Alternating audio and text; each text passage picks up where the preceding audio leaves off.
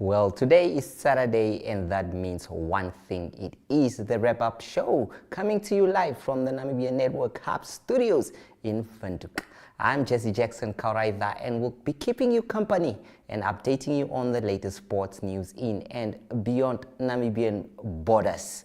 Obviously, one of the biggest stories, and this is a breaking one, it is the Ministry of Sport will now be known as the Ministry of Education, Innovation, Youth, Sport and Culture, and will be led, that is, by Senet Steenkamp as Minister of Sport, and then Dino Balotti as Deputy Minister of Sports. Steenkamp replaces former Minister Agnes Shongarero, who did not make it to the parliamentary list, while Balotti steps in the shoes of, that is, Emma Kantema Gamas, who moves on to the Ministry of Gender. What a development there. The incoming president, that is Her Excellency Netumbo Nandi-Ndaitwah, appointing those cabinet ministers today. So it is indeed very good news for many that were expecting some big names to be named in that cabinet there. A few surprises there. One of the surprises, obviously, that is Lucia Witbooi also becoming the vice president of the country.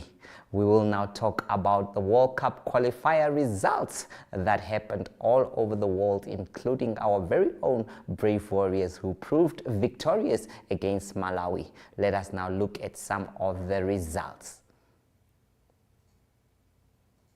As you can see there, that is obviously the fixtures for the Sunday matches. Definitely the results will be coming up soon as we see the teams, how the teams fared, that is on the African continent there. Those are the fixtures for tomorrow, obviously the World Cup qualifiers, where Kenya will take on Gabon.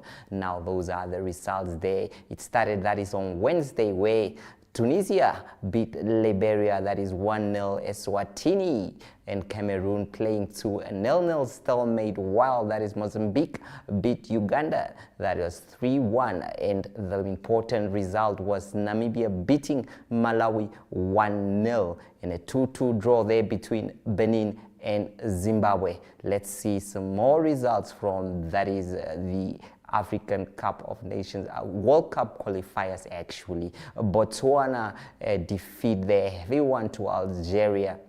That was 3-1, and then Nigeria 2-0 against Rwanda. Burkina Faso, they beating Djibouti 4-1, and DRC Congo beating South Sudan 1-0. One of the biggest matches of the weekend was obviously South Africa beating, that is, Lesotho 2-0. They had to come in the second half to make sure that they get that result there. Now, obviously, the Brave Warriors obviously played as well, and more results there. Cape Verde 1-0 against Mauritius, 3-0. Sierra Leone beating, that is, Guinea-Bissau by 3-1. Libya 1-1 against Angola.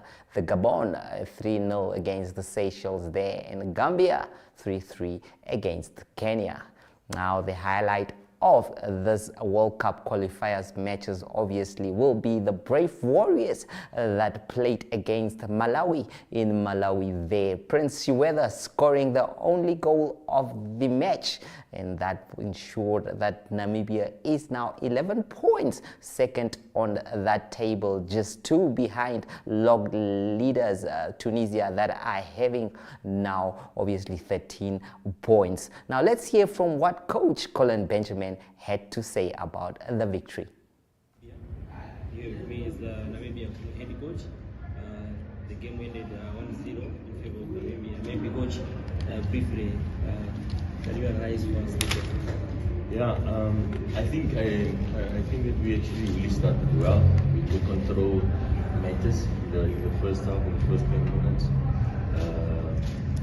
I think after that we lost it a little bit, in a sense that we couldn't really deal with the long balls Malawi was playing. They did it also very good. We couldn't have an answer on that. But I think after that, our defense, marshaled there by Charles, we could withstand that pressure. I think we had also good 2-3 chances in the first half, and I think going into the lead, it was deserved. Obviously, the onslaught of Malawi was a bit of a problem. They couldn't manage our transitions. But with all of that said, I think I'm just really proud of my team that they could withstand the pressure with the long balls, the aerial balls, and I think in the end it was a well-deserved victory for my team, and we take those 3 points and we go on to the next. But obviously it was, I'm not going to lie, a difficult game against a very good opponent, very physical, direct, once you get to the goal. And I think a compliment to my team for withstanding all of that.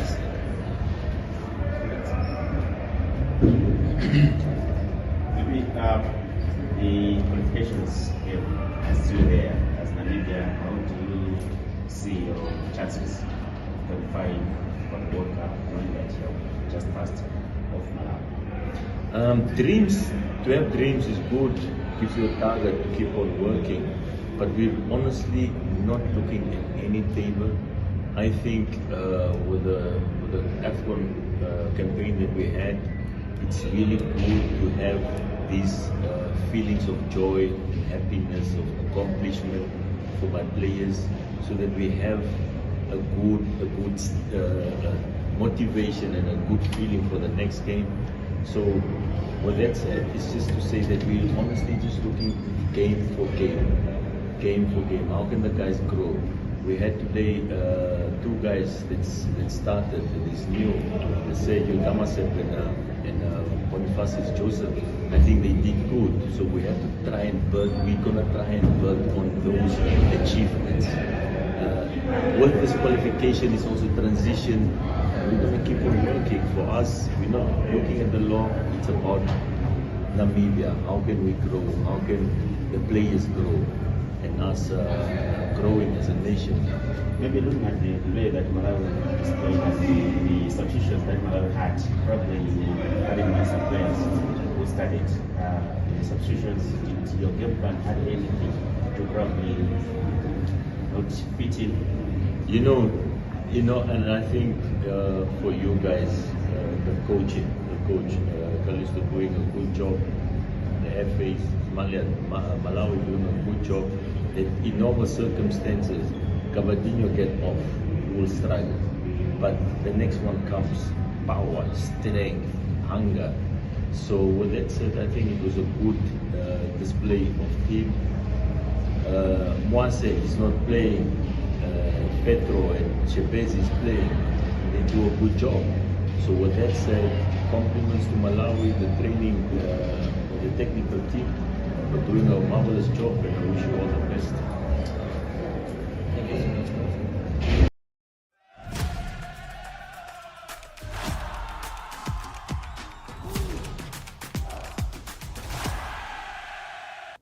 That was Coach Colin Benjamin there speaking about the Brave Warriors 1-0 victory against Malawi. Obviously, everyone is very excited, hoping that the team will qualify, that is to the 2026 World Cup. Now to some sad news. Beatrice Masilingi, obviously one of the stars of Namibia, picked up that is an injury after a fall during a training session that forced her to withdraw before her 60 meters hit at the World Athletics Indoor Championship in China today. Heng Botta was very disappointed with that, and obviously hoping that the Golden Lady will recover and be able, that is, to push forward and obviously return. The Indoor World Championships are currently underway, that is in China, and this was an opportunity for Masilingi to put some top performances there, but unfortunately picking up that injury that forced her out of the competition onto something different now. That is Vera Luza. a Namibian, obviously, cyclist that has done wonders in terms of cycling as well. Vera Luza of Namibia and Alexa Skarda of USA finished stage 6 of the Absa Cape Epic in 3rd place today, but maintained a solid lead, defending their 2nd position on the general classification of the elite women's category. 6 was another tough one for 87 kilometers with 2,550 meters of climbing. Sunday's 7th and final stage is over a distance of 64 kilometers with 2,100 meters of climbing. We now move on to some Formula One news, and I know my boss definitely will be happy about this one. He is indeed a Formula One fan. Lewis Hamilton saw victory in a Ferrari for the first time ever as the checkered flag fell on the sprint race in China. Hamilton was followed by Oscar Piastri for McLaren and Max Verstappen for Red Bull Racing. Our expert Irina Marie van der Waals share more insights on the exciting news. We've got a new pole sitter up in here. Oscar Piastri is the latest Formula One driver to score his first ever pole position in Formula One, which means he'll be starting in 1st place tomorrow in Shanghai. The race will be starting around 9 o'clock in the morning, Namibian time. Very exciting times for Oscar Piastri, and I think a very important and a very critical development in his career, given that he's sort of being pitted against Lando Norris in the championship now. It is very clear that Lando Norris has a championship in him. He's good enough to be a world champion. The same for Oscar Piastri. The same for so many drivers on the grid.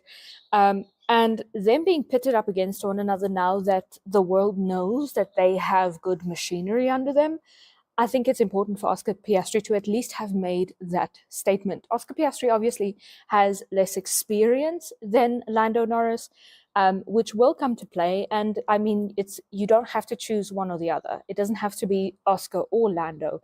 It can be both, just in different years, you know? So very, very exciting times in Formula One. Lando Norris had a not so exciting weekend thus far, barely scoring points in the sprint race. Now only 2 points ahead of Max Verstappen in the championship. And, you know, he's led the championship for a couple of days now, you know, and that might well be all he gets. You know, there's a real chance that he will only lead the championship for 7 days, but going by the looks of this weekend. The big thing with Lando Norris is the mentality. And if you look at his onboards from this morning, he seemed very uncertain. He seemed very unsure of the car, which is exactly what I believe cost him the championship last year. He was very much in the running up until Daniel Ricciardo scored his final point in Formula One, the fast lap point, which has since been abolished. Lando Norris could have been a world champion already if he were a little bit more certain in himself. We know from McLaren winning the Constructors' Championship that they had a championship-worthy car, but was Lando Norris's mentality championship-worthy? And that's the thing, is he's come into the season, and by the looks of last weekend, he'd very much shaken that uncertainty. He was very much sure of himself, certain he was going to be a Formula One world champion this season.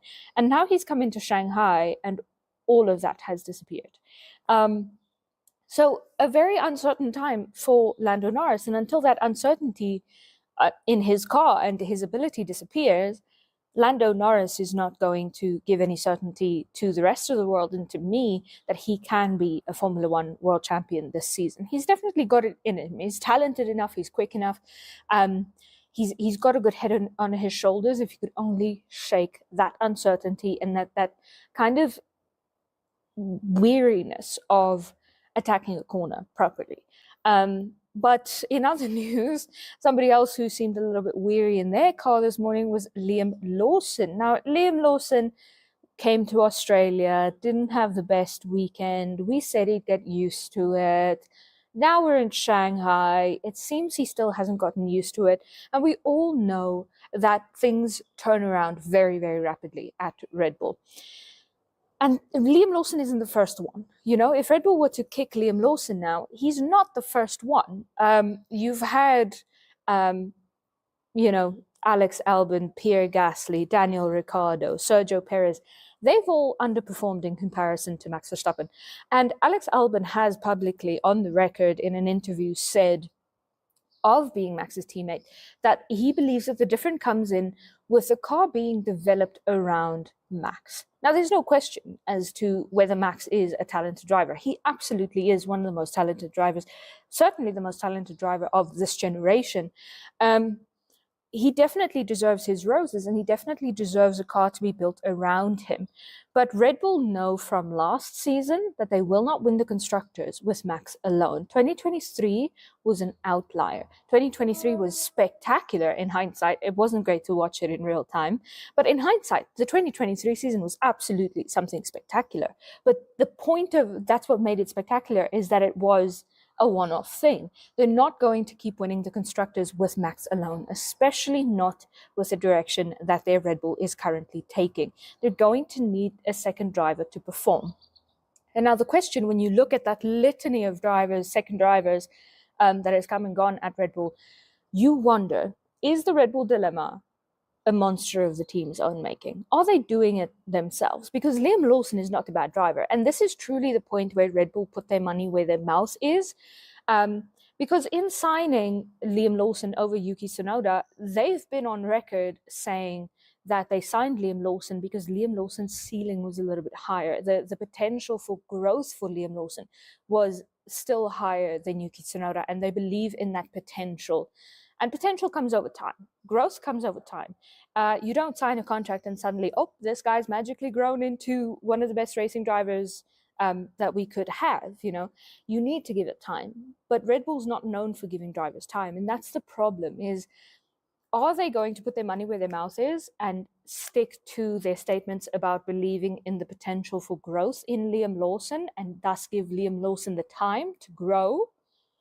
Or is Liam Lawson going where the other Red Bull second drivers have gone? It would certainly be a shame. Liam Lawson, I know it doesn't look like it from this weekend and last weekend, but Liam Lawson is an immensely, immensely talented driver. Yuki Tsunoda as well. So genuinely, Red Bull have an incredibly strong lineup, and it must have been a very tough decision for me as well.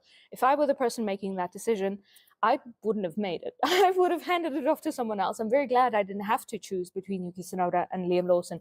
They're both incredibly talented drivers. But the question now is, will Red Bull do what they said they were going to do, or will they continue on the path that they've been going on? Because, you know, you do it the first time, and then it's an oopsie, you know, then it's the driver. Second time, oh, you just can't pick a good driver. Third time, I start wondering if it's not you, you know. So definitely something that Red Bull will need to look at. Lewis Hamilton winning the sprint race, something Ferrari has looked at. Fred Vasseur coming into the weekend saying it was going to be a totally different Ferrari. We definitely saw that in the sprint race. Have we seen that in qualifying? I'm not so certain. Is Ferrari back on the back foot since qualifying? I couldn't tell you. We'll have to wait for the race. Maybe it's just qualifying pace, but even in the sprint qualifying, that Ferrari showed immense pace. So there's a lot to see in China, one of the tracks with the most overtakes on the Formula One calendar. So a lot of exciting overtakes coming, a lot of exciting racing coming. But there's a lot that we'll have to figure out come the next race.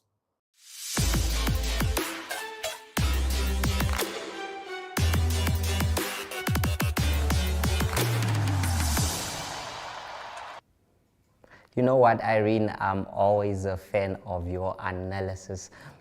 Formula One is not something that I've really been following, but I'm sure right now, hearing always this analysis, it has become something I'm very much interested in, and definitely you have it spot on there, and I'm sure your fans and your listeners will agree with some of the points you have set there. Speaking of setting stuff, Namibia national record holder, that is Ryan Williams, showed good from achieving first place in the men's discus throw at the Athletics South Africa's second Grand Prix meeting at the University of Johannesburg. Johannesburg this week. Williams, in the colors of Northwest University, landed a best throw of 54.51 meters to win the event ahead of his NW, that is teammate Richard Stenner, who scored 50.99, and Kolani Lekuleni LMD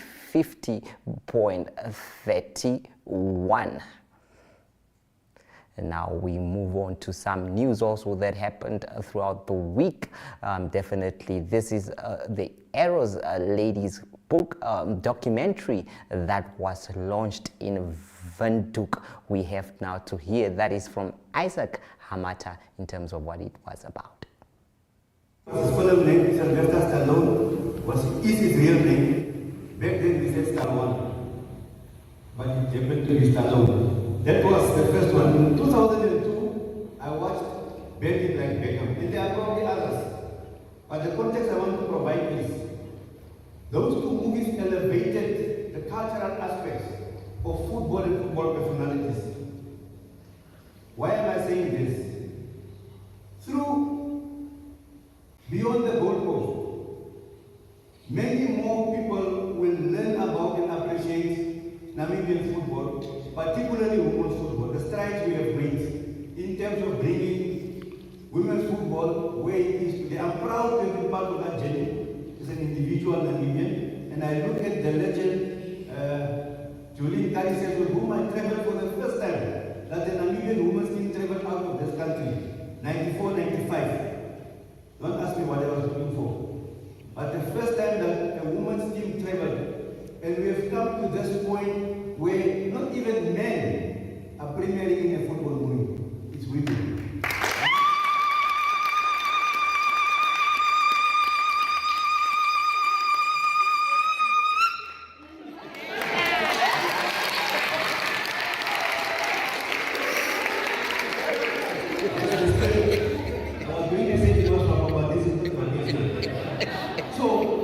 With that background, I would like to congratulate Munashe, I'd like to congratulate Coach Eto.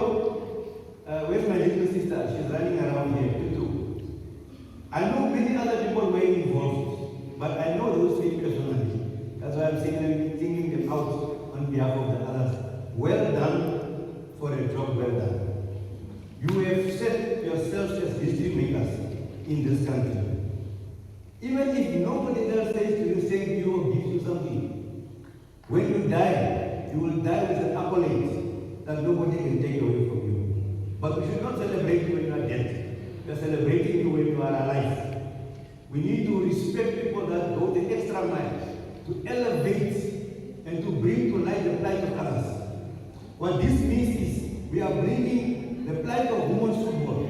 We are elevating it and saying, this is a platform where many more young Namibian women can get into and make a living. We now know that women's football is now going to be across all the 14 regions. We have a women's Super League. We now are sending a futsal women's team to AFCON.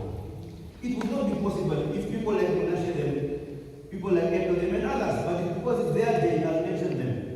Because of them, we are able to get invitations to play internationally as national teams. We don't even have a futsal league for women. We used to have one, we don't have one now. But we are invited and we took the chance we are playing. So it tells the rest of us Namibians, particularly young Namibian women, there is an opportunity for you. Julie did not know how to pick a ball. She had two left feet. But she picked the ball. She's a pioneer of women's football in this country. Today she sits proud and supports women's football. So we need to clap hands for her and others.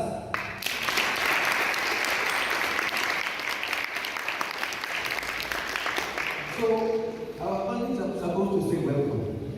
But I'm very passionate about women's football.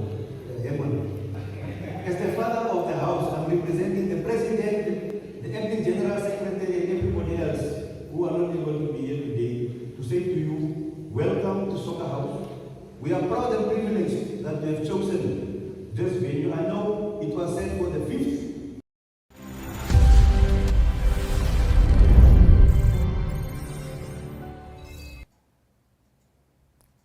Well, we hope that it is a proper documentary there. Now on to some sad news, that is boxing heavyweight legend George Foreman has died at the age of 76. The American passed away yesterday, having built one of the most remarkable and enduring careers in the sport. He won a gold medal at the Olympics in 1968 and claimed the world heavyweight title twice, 21 years apart, 1973 and 1994. The second victory made him the oldest champion in history, despite losing his first fight to late boxing legend Muhammad Ali in their famous Rumble in the Jungle bout in 1974. Big George, his ring name, went on to accumulate a record of 76 wins, 68 of which were knockouts, almost double that of the greatest Ali. At the World Indoor Athletics Championships, South Africa's Akani Simbine ran 6.54 in the final of the 60 meters at the World Indoor Championships to win his first and much-deserved global medal as he went home with a bronze. Also, the championships, Azu took gold, while that is Lachlan Kennedy took home a silver medal. Now we move on, that is to the Sunday drop. And on the Sunday drop there, we'll see some of the fixtures that are coming up. Indeed, obviously, the big ones that will be playing tomorrow on. It is Kenya facing off against Gabon. That is a match at 3 p.m. in the World Cup qualifiers, while Eswatini will play, that is Mauritius, as well tomorrow in the World Cup qualifiers. We remember that Namibia was able, that is, to beat the teams, that is Malawi, in the World Cup qualifiers, an important fixture there for Namibia. And these matches will continue, and Namibia will also play, that is Equatorial Guinea, that is on Monday as well. It is indeed an important time of the year. We'll just leave you with the news that the Minister of Sports, that is Education, Sports, Youth and Culture, will be Senet Steenkamp, as well as deputized, that is by Dino Balotti. The minister is replacing Agnes Shongarero. There is a new wind of change blowing across the ministries as the President, Madam Nandi Daitwa, made her decisions of cabinet. There's some mixed reactions, but we are looking forward to hear more on our social media pages where the updates are going on about the new cabinet and all. From me, Jesse Jackson Kauraitha, I hope you enjoy the rain and this beautiful weather, and you enjoyed Namibia's independence. Of course, we celebrated 35 years of independence. It is goodbye.